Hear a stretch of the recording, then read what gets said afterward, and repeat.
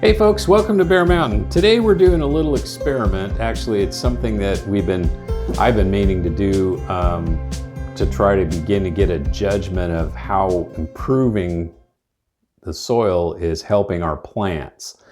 And one of the things that you can use is what's called a refractometer, and that measures the sugar content or dissolved carbohydrate content of materials. It's typically used like to judge, grapes for wine, or how sweet your fruit is, or, that sort of thing. But what we're going to be using it for kind of as going forward here is to start to judge how well our photosynthesis is going in our plants. And the idea behind it is it's simply using the refraction of light through a meter that has an eyepiece, and there's a scale that's on the inside of this thing, so you can begin to judge what levels the sugar and sugar contents of whatever sap you're using to test is.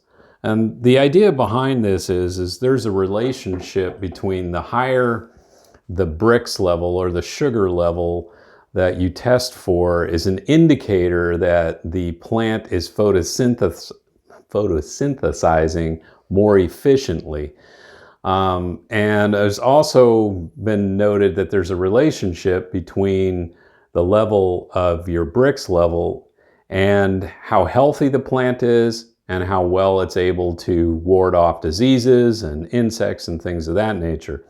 So there is some science behind it. It's not an exact science in a sense that you can say specifically that, if this plant has this Brix level here, it's not going to get any, it's doing the best it can be, and it's not going to get sick. It's like anything, it's always a constant changing set of circumstances out there. So what you can measure, one day the Brix level is 10, and maybe the next day over several cloudy days or cooler weather than anticipated, the photosynthesis activity drops down and the Brix level can actually drop.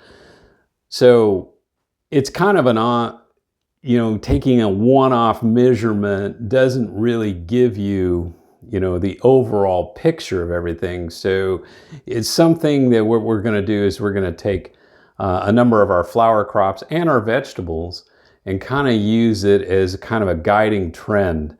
So the idea is you want to be kind of consistent in terms of your measurement. In other words, if you're measuring, at dusk when photosynthesis is way down, don't expect to get a really super high Brix level as compared to maybe closer to mid-morning where it's already had many hours of sunlight, so the plant is really rocking and rolling. So you kind of got to think about, when you test and, how often you test. So these are kind of things that we're going to try to work out. But our thought process is if we pick a crop like zinnias as an example, we would be able to, say we always test on a Tuesday or something of that nature, so that we look at it on a weekly basis, and we always test at about 11 o'clock in the morning to see where the things are in terms of the health of the plant. And it's kind of like by keeping that data, we're going to kind of get a good idea of, how well our plants are doing and, what they're like at different stages of growth, what we should begin to expect. And then in addition to that, if we just kind of look at this kind of like over the course of a couple of years of testing these things on a routine basis, we can get an idea of whether our soil is actually doing better, and the plants are doing better, or they're staying the same, or maybe we're actually slipping.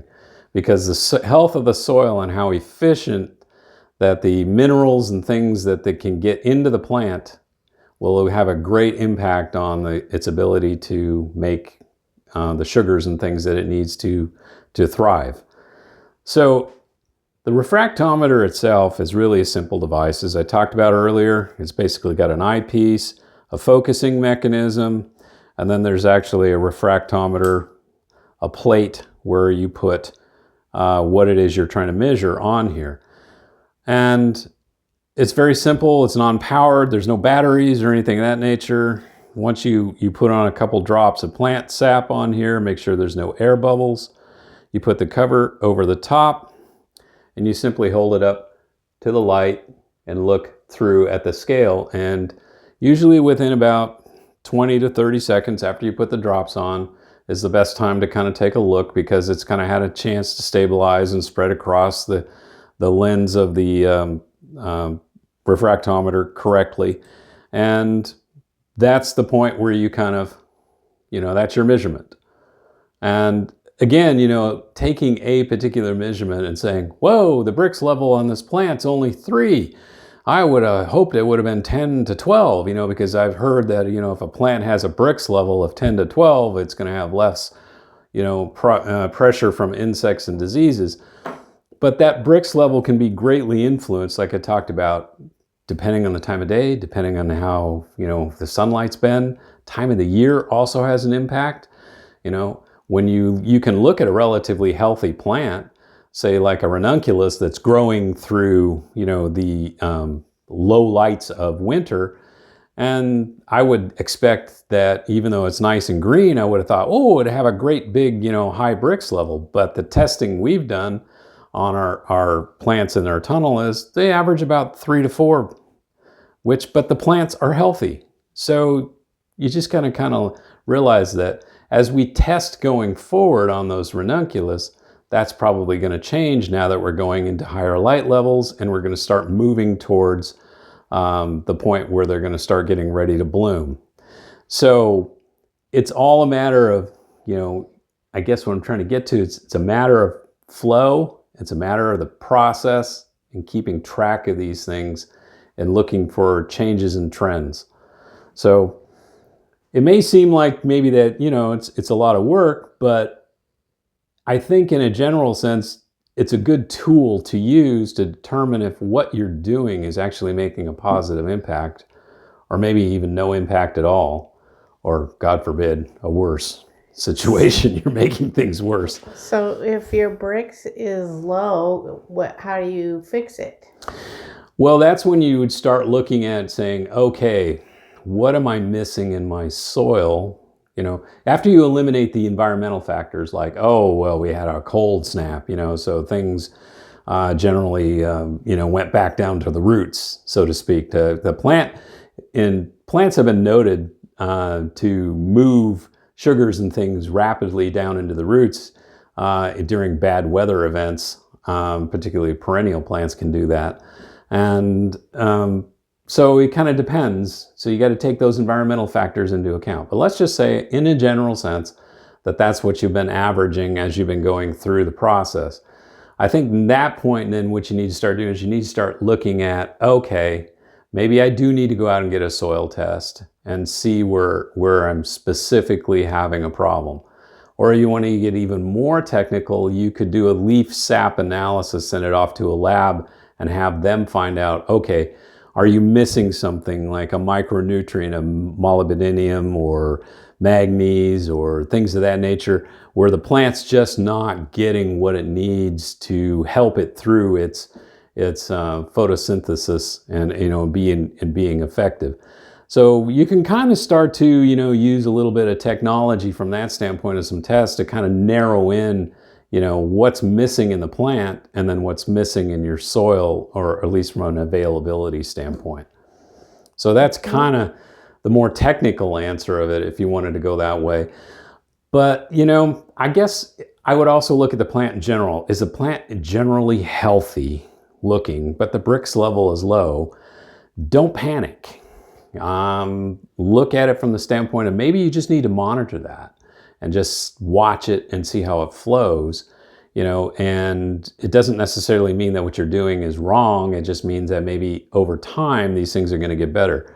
So as an example, if you're growing things on a garden area that previously was a really bad site and grew nothing but weeds, but you're doing a lot of the things that that over time will improve the soil, adding organic material, or getting compost teas into it, or worm castings, or using the Jadam methods to help improve the microbiology of the soil, and you can see that there is a difference in your plants that are improving, you know, before you go off and just say, oh, I need to add 4 million pounds of calcium carbonate to this, you know, little thing to, you know, to make it, you know, a huge change.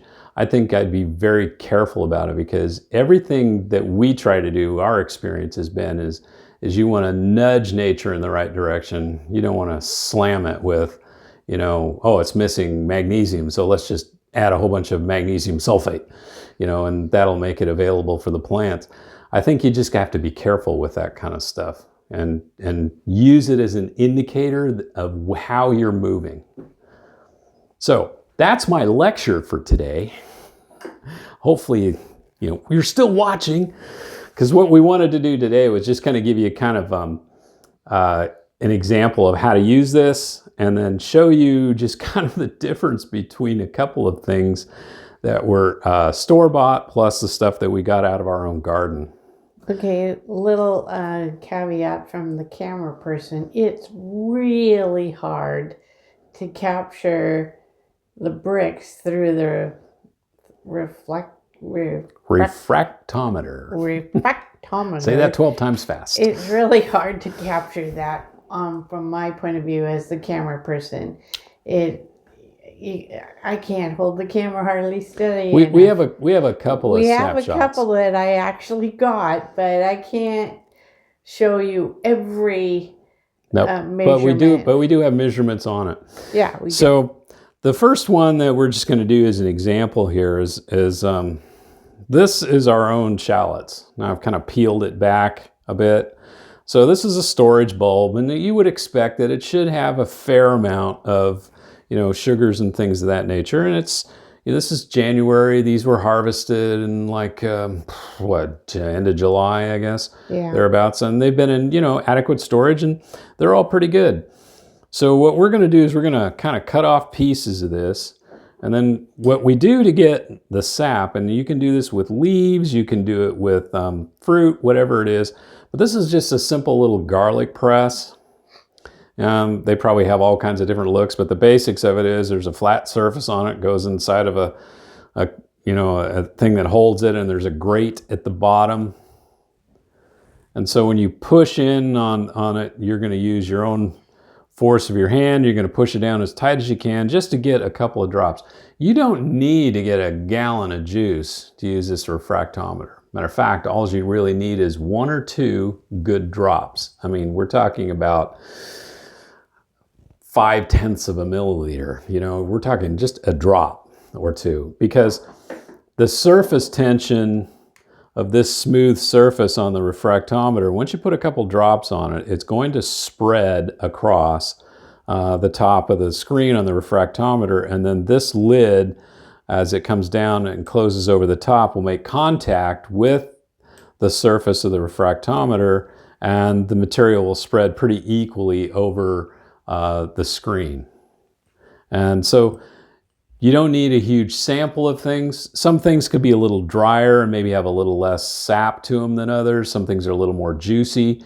So it just kind of depends. Now, what you don't want to do is you don't want to say, oh, I need to, you know, dilute this with water, because if you do that, you're going to change your measurement and it's going to be basically worthless. So what you want to do is you want to, you know, starting with a clean screen, and you just wipe it off with a simple cloth, you know, that isn't going to scratch the screen. Typically in these kits, this particular model costs about $25. You can get it on Amazon. We'll have a link to it in our store. But there's all kinds of refractometers out there, and they range in price, but most of them are like, you could figure the $20 to $30 range. I've looked at a variety of different ones, and what I wanted one is that I could focus and change it, and also had the ability to re-zero it out. So to re-zero the scale, so to speak, in case it got unadjusted in some way or another, so that I could maintain it myself. And this model is really probably the simplest, and it's got a nice flexible eye piece to it, so when you put it against your eye, you're not like, you know, leaving the old black mark around where somebody used, never mind. But the whole idea is it's comfortable to use and it's small enough. You know, you can take it outside and you can do this outside, because most of these are the three things you're going to need: a pipette, some kind of surface to put the drop on, a garlic press, and the refractometer itself. And then, like I said, a nice cloth to, when you get finished, to wipe it clean, because you always want to put it away clean. Don't let the plant sap or stuff like that dry on it. So don't set it aside while you get busy doing something else. When you're finished, be sure to wipe it down. So the first one we're going to deal with today is our shallot. And I'm just going to cut off a couple of pieces of this. And it's got a bit of juice to it, but they're not super juicy. And we're going to stick those materials in the press. And wow, it's really got a fragrance. And then I'm going to push down, and you can probably see at the bottom there may be some material that starts to push through the grate, but the basics of what I'm trying to get to is getting a couple of drops, and I can already see the drops are coming out. And sometimes you got to hold it for a few seconds just to get enough. You don't need a lot. So I got like quite a bit there. And then the pipette, make sure it doesn't have any water in it or anything of that nature. This, by the way, comes with the kit. And so I'm going to pull up the juice. And I don't know if you can see it or not, but because it's a clear juice, it's in there. There's a couple of drops in there. Then what I'm going to do is very simply put a drop near the top and a second one sort of in the middle, and maybe a third one. Just depends on how much you get in it. I'm going to set that like that and make sure that there's no air bubbles in it. So like if you're squeezing this thing and it pumps it full of air and makes little bubbles, you got to make sure you kind of get rid of those things before you put the top down, because it won't give you a good reading. So then I put the top down, and the juice then spreads equally over the entire screen. I usually give it 20 to 30 seconds before, I'll take a look. And I kind of want to angle to where there's light, because that's the whole point. You're trying to get light in here, is reflecting. In other words, don't look directly at the sun, but try to aim it in a way that you can go in and you can look. And I see that the Brix level on this is pretty close to, it's between 10 and 11. So it's really got a fairly good high amount of sugars and carbohydrates in there that give it a pretty good nutrient density. It's an indicator that there's a pretty good nutrient density in that storage root. And I would expect that. That sort of reading on something that's a storage root, because that's the whole point, is the plant's putting its sugars and things down there into it. So now interesting, I'm just going to wipe this, polish it up a little bit. Okay, so we did the same test that I just did here. We did it with, this is a store-bought, one of those baby carrots, that are they're skinned and are polished up, and you buy them in a nice bag and you go, hey, they're real easy to just put in a, whatever you're cooking with. And so we did the Brix test on it, just like I did with this. We cut it up into pieces. We put it in the press, squeezed out some juice, and the reading was about 1. 1. So when you look at it and you go, whoa, this is a storage root too. So, you would expect a carrot to have a fair amount of nutrients and sugars in it that you go, well, I taste this carrot, and you go, well, it tastes like a carrot, and it doesn't necessarily taste super sweet. But if you've ever had homegrown carrots that you pull from the garden, you go, wow, they taste totally different. The one I can't wait to try is celery. Homegrown celery is so sweet. Right. Store-bought, that's not necessarily an indicator that, the plant started from a place of total, low nutrient density or Brix level, but it is an indicator of this is what happens to foods that are stored over time. How long from our purchase of this and getting it into our house, and how long it went through the cleaning process and got bagged and got stored and got shipped, and all those things all have a negative impact in terms of the nutrient quality of your food. So it is an indicator, if you have the opportunity to buy local or grow your own, you're going to get more, or let's put it this way, less loss of your nutrients. Do it. Than if it's at your home. Now, this is a volunteer parsnip, but this is a little baby one. And we did a test on this too, and we tested two parts to it. We tested the leaf, which you look at it and you go, well, it's not super green, and you go, well, but it's okay, and this is wintertime, so and we tested this and did the same thing. We take the leaf. We didn't really take any of the stem, but we focused in on the leaves, and we mashed them up really good and got a dripping of it again. And that one, what did we come out with on the leaf? A 3. A 3, which isn't bad. This is January, low light levels. But then we did the same test on the root. We got a 10. And we got a 10. So this was a fresh parsnip root, and it's a little one, so it's just starting to form its storage, and it already had a fairly high Brix level. Right. So the other thing we tested was the kale leaf that was fresh from the garden. Right. And it was... This is a red Russian kale is what we tested. And it was somewhere between 4 and 5. Right. And so, again, it's January. This kale was started in, I think we got it into the garden by the end of September. Somewhere in that range. So I'm just going to wash this guy out. We're going to do one last live test. And this is a store-bought radish. So we haven't tested this one, so we don't know how this one's going to come out. Okay, so we took the radish. We just took off the root and the top, cut those guys off, and diced it up. Put it in the garlic press, and we're going to see what kind of juice we can get out of this guy. Like I said, sometimes some of these, you think are juicy, and there really isn't that much. But there we go. We got some drips. Gonna hold it for a second. Okay, so that one's actually pretty good. We've cleaned out the pipette and also the refractometer. So we're going to take this up. We've got some red juice in there. And then we're going to put a drop at the top. And then a second one. Looks like 2 will do this job. All right, so I'm going to put the lid back down. Give it a few seconds. Looks like I got an air bubble in there, so I want to get rid of that. There we go, I got rid of it. All right, now we'll take a look.